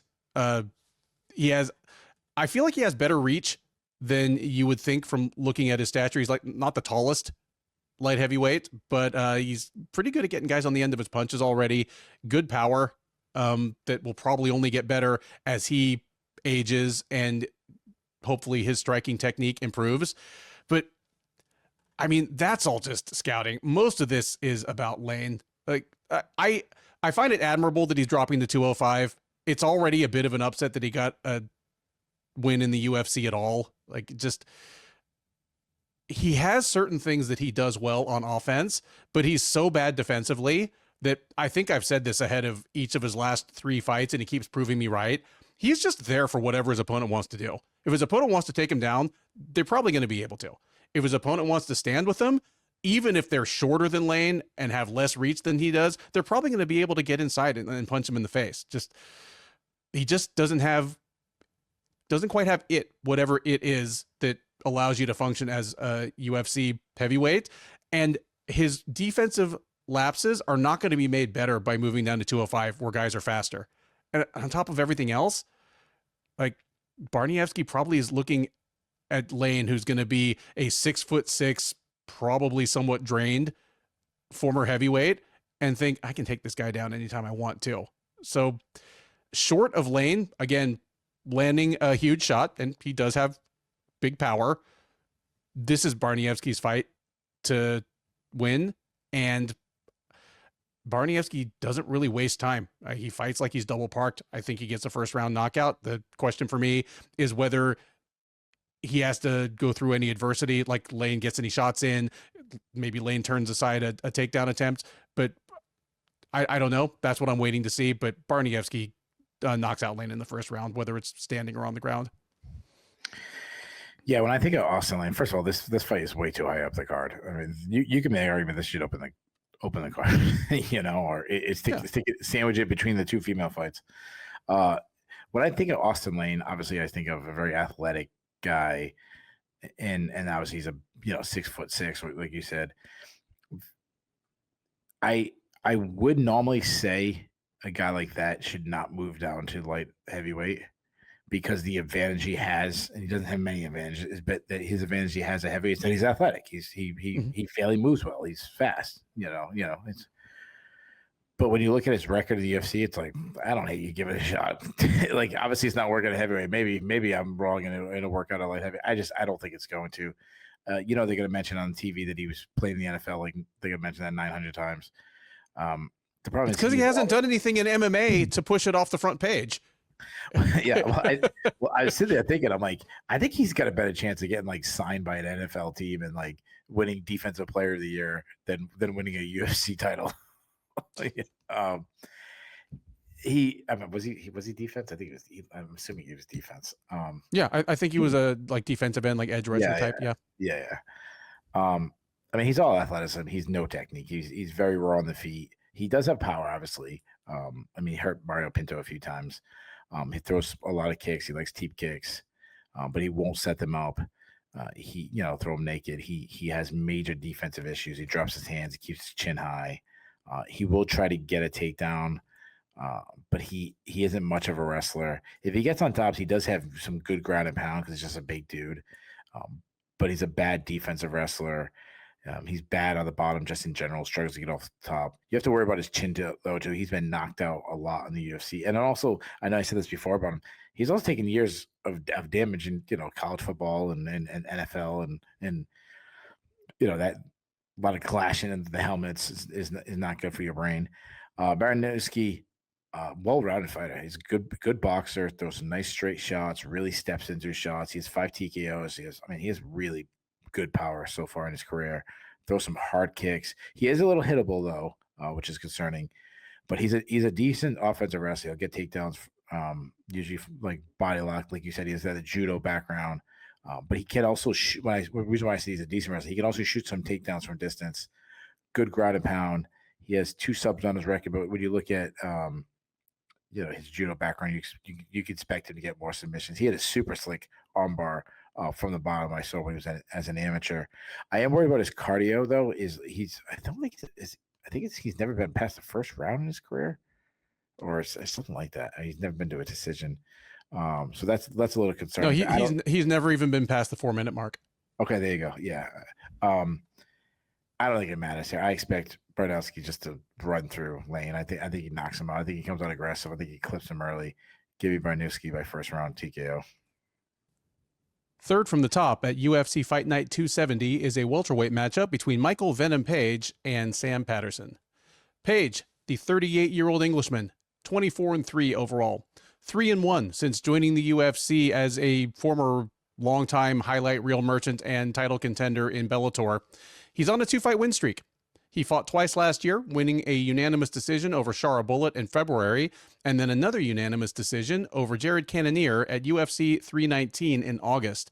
He will look to make it 3 in a row here, moving back down from 185 to 170 pounds, a couple weeks short of his 39th birthday against Patterson. 29-year-old Englishman, who actually turns 30 next month, 14-2-1 overall, 4-1 since joining the UFC out of season 6 of the Contender Series. He is on a 4-fight win streak. He got clocked basically with a 1-shot knockout by Yanal Ashmos all the way back in, it's almost exactly 3 years ago. Since then, 4 straight first-round finishes over Johan Lainez, Kiefer Crosby, Danny Barlow, and Trey Waters. The most recent of those, the Waters fight, was at the same Imavov versus Bahalio fight night card that about half the fighters on this card fought on. Keith, your favorite is -180, underdog plus 145. Who are they? Hold on a second. Of all the lines, this is the one that's under 200. Michael Page's favorite. You are correct. Michael Venom Page, -180. Sam Patterson, plus 145. I expected you to ask me, like, Michael Page is a favorite. What? And I'm going to say, like, oh, my God. They put him something stupid, like -480 or something. Yeah. Wow. -180. Wow. I mean, here, I'm not saying I agree with it, but I'm guessing that part of it is due to, again, Page turns 39 in a couple weeks, and he's one of those guys that I would not have expected him to be fighting at this high a level as he's pushing 40. Just because when you run on speed and timing like Page does, when that top gear starts to slip, sometimes it gets real ugly real fast. So maybe there's some concern about that. And then there's, again, at age 38, almost 39, he is moving back down to 170 pounds for the first time in almost 2 years. Like the last time he fought at welterweight was against Ian Gary all the way back in June of 2024. So maybe those are the things, because I will fully admit that Sam Patterson has been a pleasant surprise. Like Sam Patterson is better than I thought he was going to be. I feel as though over the last month or two, I've given my greatest hits of fighters I scouted wrong on their way into the UFC. And I looked at Patterson as this huge 6'4" lightweight at the time. And I was like, he's slow, he's hittable. And when Yanal Ashmos just clocked him in his UFC debut, I was like, yep, I was right. This guy's not going to last. Then he moved up to 170. He's won 4 fights in a row, and they're not the best welterweights, but he's dusted all 4 of them. I mean, if this is the fight where, again, Page's top gear just slips that little bit more, Patterson does hit super, super hard. If it goes to the ground, Page just isn't a dummy on the ground anymore. One, he's getting increasingly hard to get to the ground, and he's capable of taking care of himself down there. I think Page could be a bigger favorite in this fight. Patterson's routes to victory would all involve, again, either Page making a big mistake, and he doesn't make many big mistakes, or him starting to look old overnight. If neither of those things happen, Page isn't quite as bold at 170 as at 185. I think he's probably trying to manage his gas tank. Maybe he's a little more concerned about the speed of his opponents.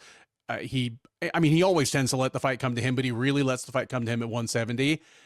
I expect that's what's going to happen here, but the gap in speed, the difference in how good these guys' footwork is, Page should make Patterson look silly for long stretches of this fight.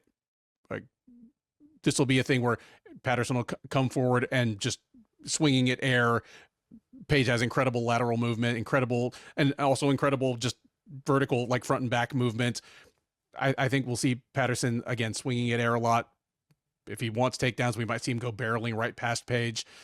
Yeah, give me Page to touch up Patterson for most of these 3 rounds and win an easy unanimous decision. Yeah, this fight, man, I just don't get it. I mean, I know Patterson's on a 4-fight winning streak. I just don't understand what they're doing with Michael Page. I know that there's talk about Michael Page not happy with the UFC, not being a company man, and I know there's a lot of stuff to it. But you got a guy who's 3-1 in the UFC. His one loss came to Ian Machado Gary in a very competitive fight. He's won fights in 2 different weight classes. He was, one of the stars of Bellator. That he was a big free agent signing, a big deal when he came over to the UFC. You're in England, and he's not even in the co-main event. Like, I understand that Luke Riley is a guy that they want to get over, I think, but does he really deserve to? And you know me, I'm like let's promote, don't ever cater to the hardcore fans, but Michael Page is the biggest name on this card. He is, and dude, I mean, he beat Shara Bullet and Jared Cannonier last year. Like, he beat the UFC's shiny new thing in that division, and he beat a tough guy, perennial contender who is still. It's not like Cannonier's fallen off a cliff, and Page beat him both. The guy in the division no one wants to fight because it's like you don't get enough credit for beating him, but he's a super hard out. I don't get it, and then I don't get what Michael Page is doing. Why move back to welterweight? One, as you get older, you're worried about speed and everything. Why would go down the fast division? Second of all, it's a division with probably better overall wrestling. I know Bo Nichols at middleweight, he's the best wrestler there is, and I know Chimaev, obviously, incredible wrestling champion. But the overall, I'm just saying the pure numbers. There's more numbers at welterweight, and then it's just a better division. Like, it's middle. As you get older, you want to move up a weight class, and middle. He's already shown that he has had success and really easily stopped a huge prospect in Shara Bullet and like kind of styled on him. I don't understand what the hell the UFC is doing with Michael Page. And I feel the same way. 38, your guy who relies on speed, timing, explosion. Like, I've been waiting for his floor to suddenly collapse, and could this be the fight? And I do like him better at middleweight. He's an amazing athlete. He's a long and lengthy guy. He's a sensational striker. He looked great against Shara Bullet and Jared Cannonier. He's a sniper. He sits back and then suddenly he springs at his opponent. I'm going to keep – I said this before when I talk about Michael Van Page. I'm going to keep it in my notes forever. I'm never deleting this out of my notes. His flying knee of Cyborg Santos is one of the meanest things I've ever seen. But that's to me is always going to be legendary. Oh. Dude, all right. And so I'm going to interject 2 things. The things that I will add every time you mention it, and I'm glad you mentioned it, because one, the way we saw his X-ray after like literally getting his forehead dented in was Chris Cyborg posted a pic from the hospital. Like, when you get knocked out so bad that your ex-wife comes back to be at your bedside, like, maybe she thought he was going to die. Yeah. If you didn't know about it, you just saw that skull picture with the caved in face. Yeah. You would have thought, like, watching a National Geographic, they dug up some guy in like Egypt, and you're like, oh, he must have been a warrior in a battle, it was some British guy's voice talking over it about some guy whose head caved in with a axe to the head or some shit. Absolutely. And the other thing I'll throw out there is right after that, or within a year or so after that, Cyborg Santos moved down here to Houston and opened up Shoot a Box Team Cyborg. So I would see him at all the local events. They never fixed that. Like you could tee if he lays on his back, you could tee up a golf ball in his forehead and just gross. Like it's hard not to stare at it. Yeah, yeah.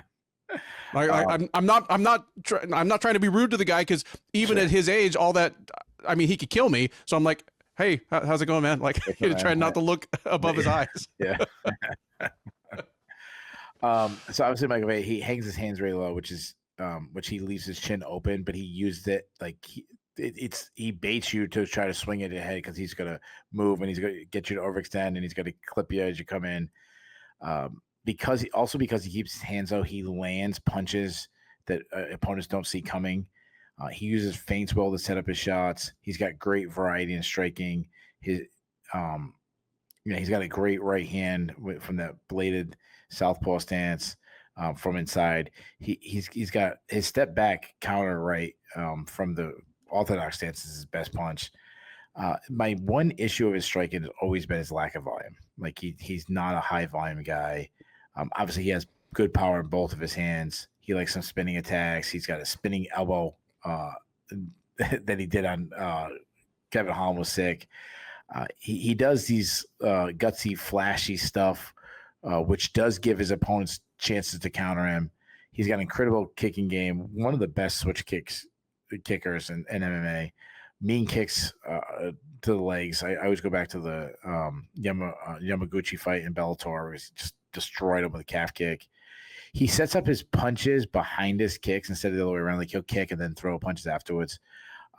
We won't see him offensive wrestle. He is a weak defensive wrestler. I think you're a little bit higher on his defensive wrestling than I am. It's inconsistent. Like it was horrible against Ian Machado Gary, but it was pretty good against Jared Cannoness. So I don't know where I stand on his defensive wrestling. His submission defense, though, is underrated. I'll say that. I'll agree. Like his overall grappling is not bad. He is hard to submit, but he still tends to struggle from escaping back to his feet. Patterson's 6'4". He's a lightweight, also long and lengthy. Not a great athlete. He's a little flat-footed, plodding. On the feet, he sets up his shots with feints. He's got a nice long jab. He likes to double it up. He throws straight shots on the bike. He's got a good straight right. He also will throw some lead uppercuts. He's shown in his run he's got some serious power. His defense sucks, though. He keeps his chin high. He pulls his head straight back. He'll throw kicks, but he throws a lot of naked leg kicks. I'm still worried. I know he's on a 4-fight win streak. I'm still a little worried about his chin. I mean, Ashman's knocked him dead. He will close the distance of battle and clinch. He isn't a bad wrestler, though. If he gets to the fight to the ground, he's a good grappler, good top game. He is a bad defensive wrestler, though, but he is a submission artist. He got seven submission wins. I mean, this is an easy fight. If Patterson stands with Page, I think he loses. I know he's been knocking guys out. He's doing well there, but I think he loses. If he wrestles, he has a shot. I think he tries to wrestle. I think he struggles to get Page down, especially from distance. I expect Page to pick him apart from range in a fairly boring fight until I think eventually Page catches him, stops him. I'm going to say a third round stoppage. I'm with you. I think the line should be bigger. Give me Michael Page by third round stoppage, TKO, and I'm going to make this my lock of the night. That brings us to the co-main event of UFC London, a featherweight matchup between undefeated Luke Riley and Michael Aswell. Riley, the 26-year-old from Liverpool, is 12-0 as a professional. He's 1-0 in the UFC. He made his debut back in November at UFC Fight Night Sarukian versus Hooker, where he knocked out Bogdan Grad in the second round. He will look to make it 2 in a row to start his UFC run against Aswell. 25-year-old from Houston is 11-3 overall. He is 1-1 since joining the UFC as a veteran of Season 8 of the Contender Series and as the former Fury FC featherweight champ. He made his UFC debut last May, dropping a unanimous decision to Balaji Oki, and then came back in October at UFC Rio and knocked out Lucas Almeida in the first round. He will look to make it 2 in a row here, beat another opponent on his home soil. He is not favored to do so. Keith, Luke Riley is your favorite. What's the line? -450. Not quite that bad. Luke Riley minus 300, Michael Aswell plus 250. Tell me how you see this fight playing out. Who wins and what's it look like? Yeah, so like I bashed it being in the code. I'll stand by that. Not that I'm not saying Riley is not a good prospect. I think he really is. He's one of the brightest prospects coming out of the region. It should be a fun fight. Aswell brings it, regardless of you think how good he is. Like he brings it, he throws hard. It'll be a fun action fight. I just think when you go based on credentials and divisional relevance and name value, I think other fights should be higher. But I like Riley. Like he moves well. He's good striking. I like his short right hand. He's got a good hard left hook. He works the body really well. He really steps into his shots, which gives him good power. I like his teep kicks. I like his calf kicks.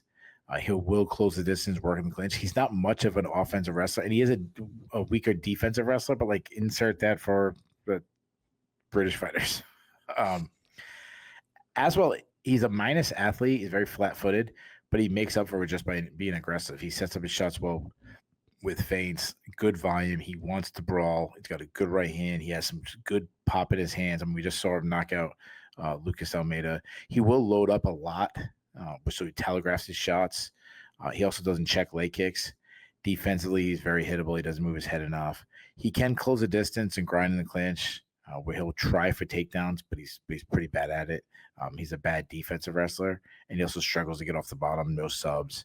But he's got good cardio. He's gonna go hard the whole time. So, as far as prediction goes, I might think this line at minus 300. I think Riley might start to be a little bit more favored. I really see Aswell only shot to win is really landing a big shot. I think technically Riley's much better. I don't see Aswell landing that shot. I expect Riley to tee off on him. I expect Aswell's super tough, and I think he's going to eat a lot of shots, but I think eventually Riley's strike's going to be too much for him. Give me Riley by second round TKO. Yeah, I like Aswell as a prospect. And for what it's worth, I thought he should have won on the Contender Series. I had a real close fight with Bogdangrad. I gave him I think first and third rounds, but whatever. The main problem here is Aswell is a good boxer, a good striker, and Riley is just, at least thus far, appears to be on a different level. And so Riley is better at the things that normally form Aswell's best route to victory. And thus far, for a young, both these guys are young prospects, but Riley has fought to his own best advantage. He's mastered something at age 26 that a lot of talented fighters never seem to. He already knows what he's best at, puts himself in the best position to win, and tends not to leave the window open for his opponents. Like, because of that, yeah, he's a minus 300 favorite, and that's justifiable. And as Keith argues, the line could be wider. I say Riley wins a dominant decision as well. Yeah. And the crowd will love it. With that, we come to the main event of UFC London, a declared title eliminator between Movsar Evloev and Laurent Murphy. Evloev, the 32-year-old Russian, specifically from the Republic of Ingushetia, 19-0 as a professional, 9-0 since joining the UFC as the former M1 bantamweight champ. He has not fought in a little over a year. The last time we saw him was at UFC 310 in December of 2024, where he won a unanimous decision over Aljamain Sterling. So he's back in the cage, looking to get what some people might argue is an overdue title shot against Murphy, who could say a lot of the same things. 34-year-old Englishman is 17-0-1 overall. He is 9-0-1 in the UFC. He fought twice last year, picking up a unanimous decision over Josh Emmett in April in the headliner of UFC on ESPN 65, then coming back in August at UFC 319 and knocking out Aaron Pico in the first round. It was his first finish since 2021. It probably went a long way towards earning him this headliner and this title eliminator. Keith, Evloev is your favorite. What is the line? Well, it's got to be over minus 200, which is, I hope it's not great. Minus 210. Movsar Evloev minus 240. Okay. Laurent Murphy plus 190. Wow. I was thinking back, and I didn't actually hit up, Jay Petrie, who probably could have given me an answer in minutes, but I did think back. When is the last time we had a headliner in the UFC or a fight this prominent between two undefeated fighters with this many fights between them? And I had to go all the way back to like the light heavyweight destruction derby in the late aughts when like Machida and what's his name? Rashad Evans and Thiago Silva, like started out undefeated. Machida beat the other two. And at the time Machida and Evans fought, I think they were both like 16-0, 16-0-1. Sure. This is even beyond that. These two guys, now that the log jams at bantamweight and welterweight are out of the way, two of the more overdue guys in their respective divisions for a serious look at a title shot. And some of it is their own doing, Laurent Murphy. All right. Sorry, can I interrupt you real quick? Of course, please. When I thought of two undefeated fighters, the first fight I thought of, I had to look it up to make sure they were undefeated. Cody Garbrandt versus Thomas Almeida. Remember that one? Yes. I don't know if that was the most recent, but that's just the first one I thought of. And that would have been more recent than the ones that's more recent than Lyoto Machida. Yeah. More recent than like 2007 or whenever those were. Sure. So we're talking about almost 20 years.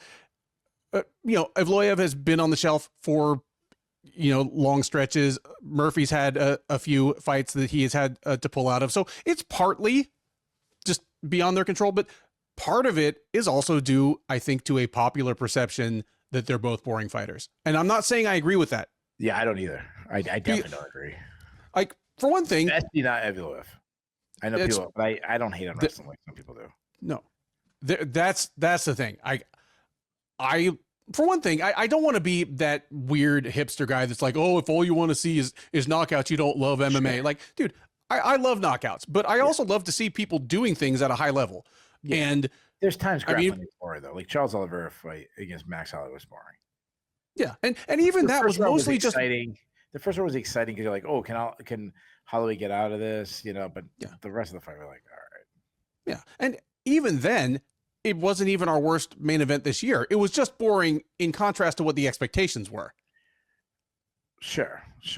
I mean, I think it was boring no matter what, but that's not what we expected. Like a freaking war. If there was grappling, it'd be fun. Like Charles Oliveira jumping for submission type, not like holding and positioning and I mean, Movsar Evloev, he's undersized. And it's not just he's not undersized in the same way as Patricio Pitbull or Alex Volkanovski, where he's short, but he's broad and muscular and just built like a tank. Movsar Evloev is a former bantamweight in M1 who, I mean, he looks a little bigger now than he did then, but he is a small featherweight. To be a small featherweight and to make your game run basically on high volume wrestling and pocket boxing like he has is pretty damn impressive. He's going to be at a serious size disadvantage to Laurent Murphy here. And your reaction set me up for what I'm going to say here. Laurent Murphy should not be this big an underdog. I think Evloev is probably the overall more skilled fighter. And I don't think the specifics of the skill matchup extremely favor one guy over the other, but Murphy's going to be bigger. I've not seen anything in either of these guys' games that makes me think that it's going to be like the Holloway versus Oliveira thing where Evloev is going to be able to take down Murphy at will and he won't be able to do anything about it. Like, Laurent Murphy is a good wrestler. That's the other dynamic here. It's not a 1996 style versus style matchup. Movsar Evloev is a very good kickboxer who just, happens to be fairly low power because he's high volume and he's not a very big guy. And Laurent Murphy is a good wrestler, offensively as well as defensively. I think this is the kind of fight that some people might think is boring just because it probably is going to go all 5 rounds. But I think we're going to see all the component skills of MMA put on at a high level. I think this is the kind of fight where I'm interested to see, especially considering that this is a title eliminator, I'm interested to see who looks better in rounds 4 and 5. I fully expect this to be anybody's fight going into round 4. Like, who's fresher? If Evloev has been taking Murphy down left and right, can he still do it? Can he still get mat returns? Can he still get entries on a guy that probably outweighs him by 12 pounds in the cage after, 18 minutes of doing it? I'm leaning towards Evloev. I've got him by decision here, but like I've said about a couple fights on this card, I am not minus 240 confident in this. We might see Murphy just snap Evloev's head back with 2 jabs in the first 90 seconds, kick his front leg a couple times and go, oh, Evloev's going to be stuck on an island against a taller guy that's a good kickboxer. And that's the whole dynamic of the fight. I'm not picking it, but there are some unknowns here. Each of them is probably the best fighter the other's taken on. I love this fight. And I hope the boring narrative doesn't become an excuse for the UFC to bury whoever loses here. Like, if this is the kind of thing where whoever loses this fight just never gets within sniffing distance of a title shot again, that'd be a shame. But I've got Evloev by decision. They just get cut. I wonder what the betting line would be if Lerone Murphy almost 7 years ago against Zabara Tukagov got a win instead of a draw. I wonder if he's perceived differently because he's 17-0-1 than if he was 18-0. I think that's worth asking, but I also think it's worth asking, would the line be wider if Murphy had fought anybody other than Aaron Pico in his last fight that never found a guy that he couldn't find a way to get knocked out by? Like, if both these guys had just had nothing but decisions for like the last 5 years running. Yeah. That's true. Aaron Pico's like the best fighter in the world for like a minute and a half. Like, that minute and a half, he looks sensational. I love the guy, but yeah, the story's written. I love the guy too. He's I with you. I think the line is off. I understand why Evloev is a fit. I could see like minus 150, like that. I'd be like, okay, you're not disrespecting Murphy, but over, like, what'd you say, 240? What was it? Yeah, minus 240. Yeah, that's a lot. Murphy's good, like you said. And Evloev, they're both really good. And I don't find either guy boring. I think they both can play it safe at times, but that's different than being boring. Mm-hmm. They're not reckless. Evloev, he's a very well-rounded fighter. I think he doesn't get enough credit, and I'm glad that you're giving him credit for striking. Yeah. On the feet, like you said, I think he's got good output on the feet. I think he's a technically sound striker. He's got fast hands, good snap on his shots, works behind nice quick jab, follows up with short, tight shots, good at slipping and ripping. He does well to keep himself out of the range, and then all of a sudden he'll slide, dart into his range and land his shots. He's got underrated power, because you don't look at the guy and think of him as a big, powerful guy. Big kicking game. He'll throw a high kick at the end of a combination, which is rare. He does some dumb, stupid spinning attacks. But the reason why I think his striking gets overlooked is because his wrestling is, it's insanely good. He's got is he the best wrestler in the UFC? No, absolutely not. But he may have the fastest entry. Like, his entries are lightning fast. Mm-hmm. He loves like a good reactionary double if you pressure him too much. Sometimes he will shoot too far away. But he's so good at timing his shots when his opponent starts to like open up a big strike. He gets it down. He's good. He's very good grappler. Great at winning scrambles. His hip control is so good. He isn't that big, so he does have some hard time keeping guys down, but his mat return game is on point. So guys will work to get back to his feet, but man, they completely breaking away from him is tough. He isn't a submission threat. If he could add a submission game to his his wrestling, he'd be, seriously dangerous guy. His defensive wrestling, though, is surprisingly not as good as you'd expect for someone who's such a good wrestler. I mean, he's been taken down by like Mike Grundy took him down, Enrique Barzola, Nick Lentz took him down. But I think some of that has to do with his like disrespect of their game, that he's not thinking people are going to try to grapple with him. He also showed incredible ability to not tap against Diego Lopez. I know that fight was a long time ago, but it was such a fun fight. He was in some tough. He was in some of the worst positions in MMA, and his cardio. I mean, he's got great cardio. Like he's a guy who wrestles so much, and he doesn't tire down with wrestling. Murphy's a good athlete, technically sound, switches stances a lot, good footwork, moves really well. That's why he hated the pressure from Aaron Pico. Like he wants to keep his distance. He wants to stay on the outside and then pressure at or set a pace that he wants, I should say. He's technically sound striker. I think his output's good. Like, he's not Max Holloway nonstop marching someone down, but I wouldn't call him like low output. He sets up his shots well with feints. I've kept this one in my notes a lot. His knockout against Makwan Murakami is one of my favorites. He feints a punch to a knee. He feints and then comes in with a knee. It was such a beautiful knockout. He's got a good jab and works, it's a nice crisp jab. He likes to double it up at times. He's very accurate. He holds back his power, just touches until there's an opening. He attacks the body a lot. Obviously, he had that incredible spinning KO knockout against Aaron Pico, but he's a big kicker, kicks to the legs a lot. Defensively, he does a lot of shoulder rolls. He does a lot of pillaring, which I'm not a fan of either. But he's a good wrestler, good top game, good ground and pound. I mean, he destroyed Ricardo almost with ground and pound. He doesn't need to improve. Like you said, he had very good takedown defense. I'll say his solid takedown defense. I put it on that. But I think that's because he pillars sometimes. So he brings his hands up really high, gives opportunities. So I can see like Evloev throwing a combination of high, getting Murphy to raise his hands up and then shoot underneath. I gave this card a really high grade.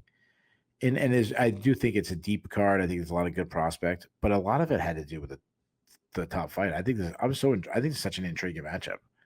So it really holds. I mean, I might be a little like bias, recency bias based on the main event we had a week ago.